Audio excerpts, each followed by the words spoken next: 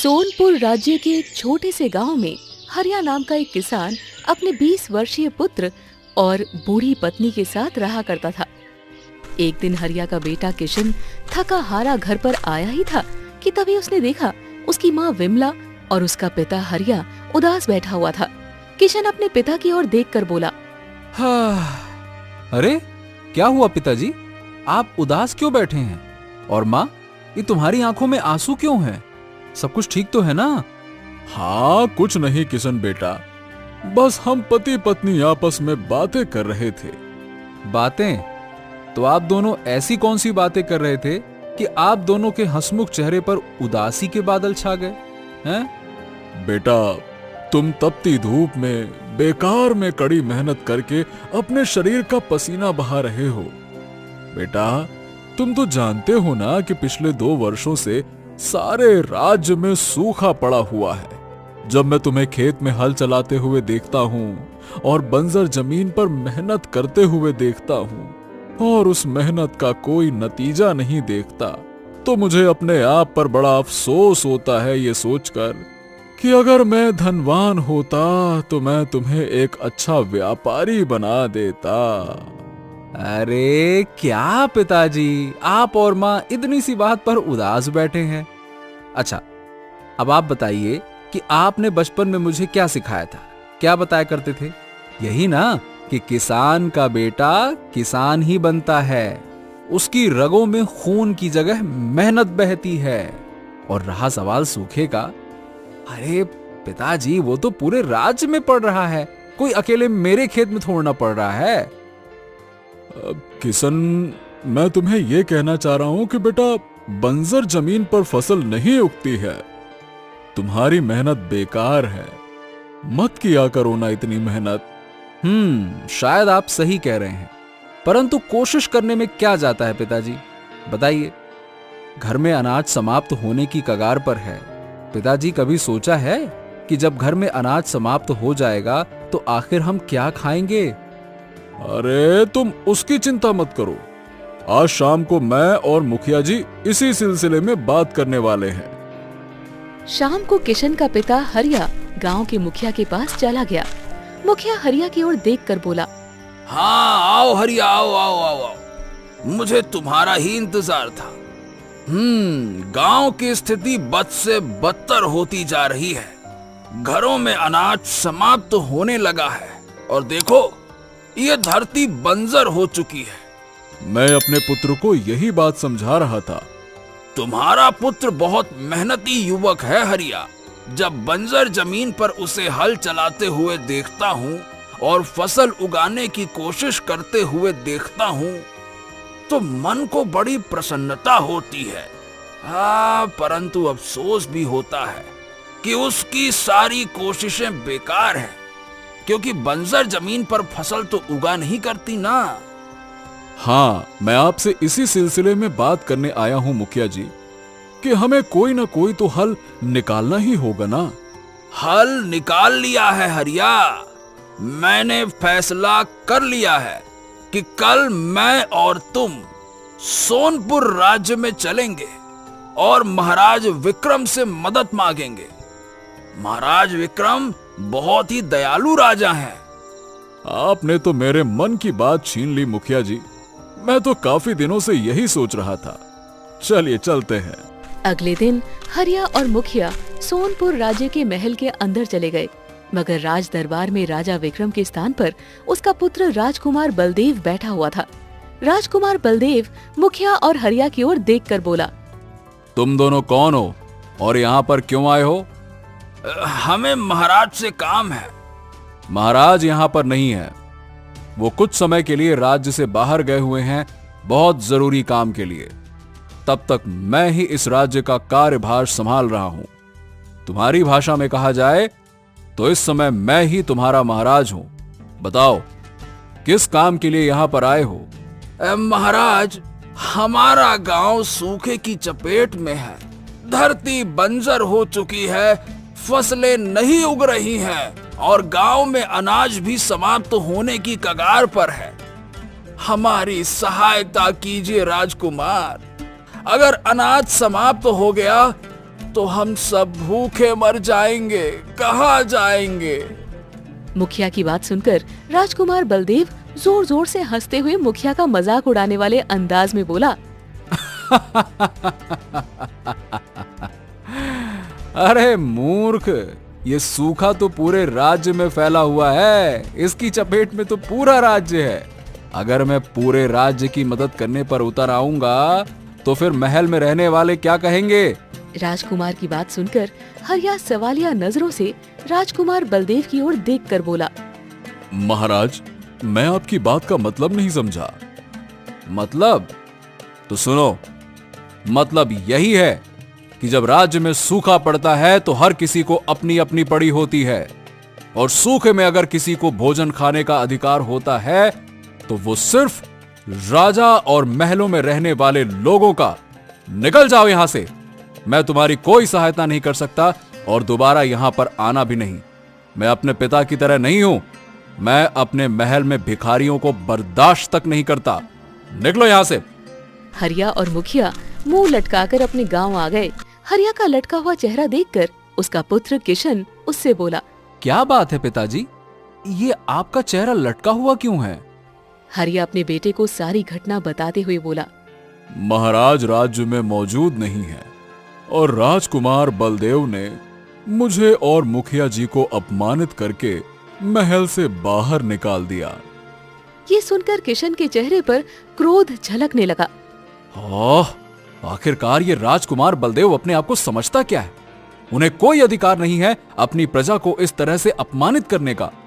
तभी किशन की माँ विमला अपने पुत्र से बोली, तुम्हारी बात सही है किशन, परंतु हम कर भी क्या सकते हैं? ये आप कैसी बातें कर रही हो माँ? अगर राजा प्रजा पर अत्याचार करता है तो प्रजा का भी तो अधिकार होता है ना उसके खिलाफ आवाज उठाना। लेकिन किशन, महाराज इस समय राज्य में नहीं है। मुखिया जी और तुम्हारे पिता का अपमान राजकुमार ने किया है। महाराज विक्रम तो बहुत ही दयालु है। परंतु आप शायद भूल रही हैं माँ कि महाराज के बाद राज्य की बागडोर महाराज का बड़ा बेटा राजकुमार बलदेव ही संभालेगा। अगर अभी से उसकी सोच प्रजा के प्रति ऐसी है तो वो तो सारे राज्य को तहस नहस कर देगा। मैं चुप नहीं बैठूंगा। हमारा गांव भूख से तड़प रहा है और महल में रहने वाले लोग वो अपना जीवन ऐशो आराम से व्यतीत कर रहे हैं। वाह वाह वाह वाह वाह। मैं कल ही राजकुमार बलदेव से मिलने जरूर जाऊंगा। इधर राजकुमार बलदेव महल की छत पर खड़ा हुआ ठंडी हवा का आनंद ले रहा था कि तभी उसका छोटा भाई राजकुमार अशोक वहां आकर बोला, बड़े भैया, ये मैं क्या सुन रहा हूँ? आज आपने 2 लोगों को अपमानित करके महल से बाहर निकाल दिया। हाँ, क्योंकि वो इस सूखे में मदद मांगने के लिए आए थे। भैया, वो हमारी प्रजा है और प्रजा बुरे समय में अपने राजा से ही तो मदद मांगने आती है, और एक राजा का कर्तव्य होता है कि वो अपनी प्रजा की सहायता करे, ना कि उसे ऐसे दुत्कारे। देखो अशोक, तुम मेरे छोटे भाई हो और तुम इस बात को अच्छी तरह से जानते हो कि पिताजी के बाद मैं ही इस राज्य की बागडोर संभालूंगा और महाराज बनूंगा, और हर राजा के अपने काम करने के अपने अपने तौर तरीके होते हैं। बेहतर होगा कि तुम मेरे मामले में दखल मत दो, नहीं तो कहीं ऐसा ना हो कि राजा बनने के बाद मैं तुम्हें कारागार में डलवा दूं। इतना बोलकर राजकुमार बलदेव घमंड से अकड़ता हुआ वहां से चला गया और बेचारा राजकुमार अशोक मुंह लटकाकर अपने कक्ष की ओर चल दिया। अगले दिन राजकुमार बलदेव दरबार में बैठकर अपनी पत्नी सुलेखा के साथ हंसी मजाक कर रहा था कि तभी वहां की दरबार में किशन आ पहुंचा। राजकुमार बलदेव किशन की ओर देखकर बोला, अब तुम कौन हो और यहाँ पर क्यों आए हो? मेरा नाम किशन है राजकुमार। कल मेरे पिताजी और मेरे गांव के मुखिया आपसे सहायता मांगने के लिए आए थे। उन्होंने आपको बताया कि पूरा गांव सूखे की चपेट में है, परंतु आपने उनकी कोई सहायता नहीं की और उन्हें अपमानित करके महल से बाहर निकाल दिया। मूर्ख लड़के, गरीबों का कोई अपमान या सम्मान नहीं होता। राजा उनके साथ कोई भी व्यवहार करे, उनका काम होता है उस व्यवहार को चुपचाप बर्दाश्त करते रहना। ये सुनकर किशन बुरी तरह से क्रोधित होता हुआ बोला, आप अच्छा नहीं कर रहे हैं राजकुमार बलदेव। मैं जानता हूं कि महाराज के बाद आप ही इस राज्य की बागडोर संभालेंगे, परंतु आपका प्रजा के प्रति ये नकारात्मक व्यवहार इस राज्य को, यहाँ तक कि आपको भी बर्बाद कर देगा। आपके इस व्यवहार से प्रजा बागी हो जाएगी और आपको ये समझना होगा कि बागी प्रजा के हाथों बड़े से बड़े राजा बड़ी आसानी से कुचल दिए जाते हैं। बाकी आप समझदार हैं, समझ गए होंगे अब। इतना बोलकर किशन वहाँ से चला गया। किशन के जाते ही राजकुमार बलदेव क्रोधित होकर अपने आप से बोला, इस 2 कौड़ी के इंसान की इतनी हिम्मत कि ये मेरे महल में आकर मुझे ही बुरा भला बोलकर चला गया। तभी राजकुमार बलदेव की पत्नी सुलेखा, जो कि अपने पति जैसी ही सोच रखती थी, उससे बोली, आप आने वाले कल के राजा हैं और आपकी प्रजा को अभी से आपका सम्मान करना सीखना होगा। अगर ऐसा ही हाल रहा तो आप पहले राजा होंगे जो प्रजा के हाथों आए दिन अपमानित होते रहेंगे। तुम सही कह रही हो सुलेखा, मुझे क्या करना चाहिए? आपको किशन को मार देना चाहिए। मुझे विश्वास है कि आपके खिलाफ प्रजा में बगावत खड़ी कर देगा। राजकुमार बलदेव क्रोधित होकर उठकर खड़ा हो गया कि तभी उसके बगल में बैठे हुए मंत्री चतुर सिंह उससे बोले, राजकुमार, मुझे लगता है कि आप जल्दबाजी कर रहे हैं। महाराज को एक बार आ जाने दीजिए, उसके बाद ही कोई फैसला लीजिएगा। मंत्री चतुर सिंह, अपनी हद में रहो। मत भूलो कि इस समय मैं ही महाराज हूँ। इतना बोलकर राजकुमार गुस्से से अपने महल से बाहर निकल गया और अपने घोड़े पर बैठकर हरिया को पागलों की तरह तलाश करने लगा। अचानक राजकुमार बलदेव की नजर जंगल के एक तालाब के पास खड़े हुए किशन पर पड़ी, जो कि तालाब का पानी पी रहा था। अपने आप को समझता क्या है ये? आज तो इसकी मौत निश्चित है। राजकुमार बलदेव ने अपने धनुष में तीर चढ़ा दिया और सीधा किशन के ऊपर कर दिया। तीर सीधे किशन की छाती पर जा लगा और वो एक भयानक चीख के साथ तालाब के अंदर गिर गया। राजकुमार बलदेव हंसता हुआ वहाँ से चला गया। उस दृश्य को किशन के गांव का एक व्यक्ति देख रहा था। वो तुरंत दौड़ता हुआ हरिया के पास चला गया और बोला, जल्दी चलिए, आपके पुत्र की राजकुमार बलदेव ने हत्या कर दी है, जल्दी चलिए। क्या? ये क्या कह रहे हो तुम? बिल्कुल सही कह रहा हूँ, मैंने स्वयं अपनी आंखों से देखा है राजकुमार बलदेव को किशन के ऊपर तीर चलाते हुए और किशन को तालाब में गिरते हुए। बेचारे किशन को तो पता भी नहीं था कि राजकुमार बलदेव उसकी घात में है। जल्दी चलिए आप तो। ये सुनकर हरिया और उसकी पत्नी विमला फूट फूट कर रोने लगे। समय ऐसे ही बीतता रहा। एक दिन हरिया अपने खेत की बंजर जमीन पर बैठा हुआ अपने बेटे को याद करके आंसू बहा रहा था कि तभी सूखी झाड़ियों में से एक सोने का हिरण हरिया के सामने आकर खड़ा हो गया। हरिया उस सोने की हिरण को आश्चर्य भरी नजर से देखने लगा। तभी सोने का हिरण हरिया की ओर देखकर इंसानी आवाज में बोला, तुम यहाँ उदास क्यों बैठे हुए हो? हिरण की जुबान से इंसानी आवाज सुनकर हरिया बुरी तरह से घबरा गया। तुम तो हिरण हो, इंसानी आवाज में कैसे बात कर सकते हो? मैं एक मायावी हिरण हूँ।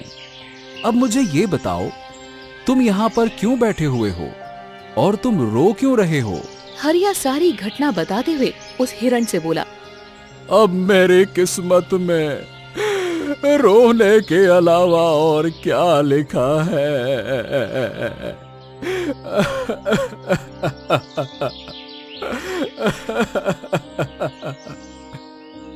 ऐसा नहीं कहते। तुम्हारे पुत्र के भाग्य में राजकुमार बलदेव के हाथों ही मरना लिखा था और भाग्य को कोई नहीं बदल सकता। बताओ, मैं तुम्हारी क्या सहायता कर सकता हूं जिससे तुम्हारा बुढ़ापा आराम से कट जाए? अरे मुझे अपने लिए कुछ नहीं चाहिए।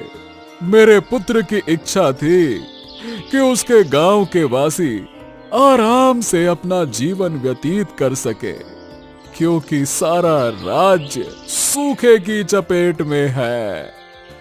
चिंता मत करो, तुम्हारे गांव में कल काले बादल छाएंगे और बहुत अच्छी वर्षा होगी और वर्षा होने के बाद जमीन उपजाऊ हो जाएगी, हरियाली पहले से अच्छी हो जाएगी और तुम्हारी जमीनों पर इतना अनाज उगेगा जिसकी तुम कल्पना भी नहीं कर सकते। इतना कहकर हरिया रंग बिरंगी करने के साथ वहाँ से गायब हो गया। हरिया चुपचाप अपने घर चला आया। अगले दिन हरिया जैसे ही सोकर उठा तो पूरे गांव में काले बादल छाए हुए थे। काले बादलों को देखकर उसकी पत्नी विमला उदास होती हुई बोली, आज हमारा पुत्र किशन होता तो कितना प्रसन्न होता। शायद ये हमारे पुत्र के बलिदान का ही असर है। इतना बोलकर हरिया अपनी पत्नी को सोने की हिरण की सारी घटना बताने लगा। इसका मतलब वो मायावी हिरण हमारे गांव की मदद कर रहा है। कुछ ही दिनों के बाद हरिया के गांव की जमीन उपजाऊ हो गई और अनाज की बहुत अच्छी पैदावार होनी शुरू हो गई। हरिया खुशी से अपने उपजाऊ जमीन को देख रहा था कि तभी रंग बिरंगी करने के साथ फिर से वही सोने का हिरण प्रकट हो गया और हरिया की ओर देखकर बोला, तुम्हारे गांव में इतना अनाज उगाया है कि अगर तुम चाहो तो सोनपुर राज्य के उन गरीबों की मदद कर सकते हो जो बेचारे भूख से तड़प रहे हैं। हाँ, तुमने तो मेरे मन की बात छीन ली। मेरे मन में भी यही विचार चल रहा था। अचानक सोने का हिरण रंग बिरंगी करने के साथ गायब हो गया। हरिया नहीं जानता था कि इस दृश्य को एक सैनिक दूर से बहुत गौर से देख रहा था। हरिया तुरंत गांव में चला गया और गांव के मुखिया को सारी घटना बताते हुए बोला, ये सब उस सोने के हिरण का किया हुआ चमत्कार है। शायद भगवान ने हमारी सहायता के लिए उस सोने के हिरण को यहाँ पर भेजा है। हाँ, तुम बिल्कुल सही कह रहे हो हरिया भाई। हम सोनपुर राज्य के हर व्यक्ति की सहायता करेंगे और किसी भी व्यक्ति को खाली हाथ यहाँ से नहीं जाने देंगे।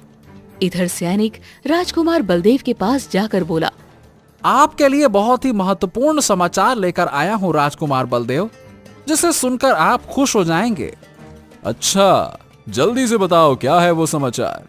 सैनिक अपनी आंखों देखी सारी घटना राजकुमार को बताते हुए बोला, राजकुमार जी, ये वही हरिया है जिसे आपने अपमानित करके महल से निकाला था और उसके पुत्र को आपने मार दिया था।